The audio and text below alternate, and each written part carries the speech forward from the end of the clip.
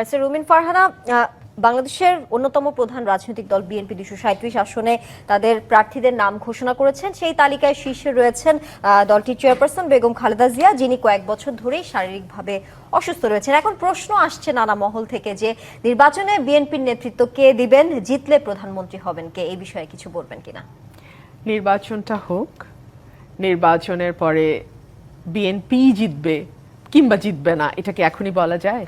এটা যদি আমরা এখনই বলি তাহলে এটা মনে হবে যেন আমরা 2014, 18 বা 24-এর নির্বাচন নিয়ে কথা বলছি, যেখানে আগেই সবকিছু সেট হয়ে থাকতো। এই নির্বাচনে তো আসলে একেবারেই কোনো কিছু সেট নাই। ইভেন কোন দলের সাথে কোন দল জোট করছে সেটাও কিন্তু আমরা জানি না। সো দেখি কি হয়, আর দল সিদ্ধান্ত নেবে।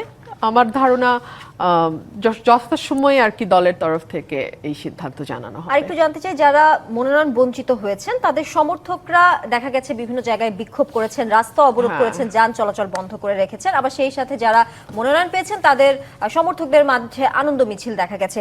এই যে প্রাথমিক তালিকাতে, সম্ভাব্য তালিকা যেটা বলছে, প্রাথমিক তালিকাতে আসার মানে প্রকাশ পাওয়ার পরেই যদি এত বিক্ষোভ অবরোধ হয়, তাহলে যখন চূড়ান্ত তালিকা প্রকাশ পাবে তখন আসলে এই পুরো পরিবেশটা কিংবা সিচুয়েশনটা আসলে কোন দিকে যাবে? নির্বাচনে কোনো নেতিবাচক প্রভাব পড়বে কিনা? এটা দুটো ব্যাপার আছে। একটা হচ্ছে, আমি প্রথমে বলি যে এই বিক্ষোভ বা এই অবরোধ, রাস্তা বন্ধ করা কারা করছেন? করছেন কিন্তু নেতা কর্মীরা। এবং এই নেতা কর্মীদের কি পরিমাণ শ্রম, ঘাম, কষ্ট, ত্যাগ থাকে একটা নেতার পেছনে, এটা ফিল্ডে গিয়ে পলিটিক্স না করলে না, আপনি এই এসি রুমে বসে আমরা আলোচনা করে সুশীল সমাজের ভাষায় আমরা বুঝাতে পারবো না। আমি তো 17 সাল থেকে ব্রাহ্মণবাড়িয়া 2-এ কাজ করছি। আমি আমার প্রতিটা নেতা কর্মী থেকে শুরু করে আমি আমার এই আসনের এই দুটো উপজেলার সাধারণ মানুষের যে পরিমাণ ভালোবাসা পেয়েছি, এবং শুধু তো ভালোবাসা না, ওদের অনেক ত্যাগ, অনেক কষ্ট, অনেক শ্রম আছে আমার আজকের এই অবস্থানের পেছনে। এটা প্রত্যেকটা মনোনয়ন প্রত্যাশী নেতার ক্ষেত্রেই প্রযোজ্য।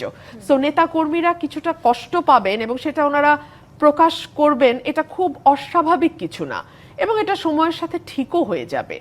আর আরেকটা কি প্রশ্ন ছিল আপনার?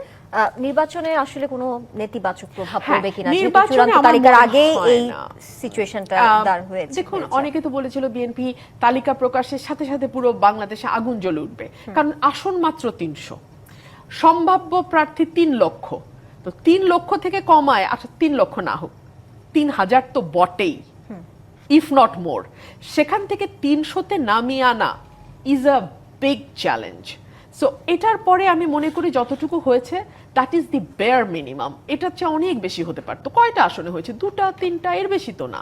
সো আমি মনে করি এটা এমন কিছুই না।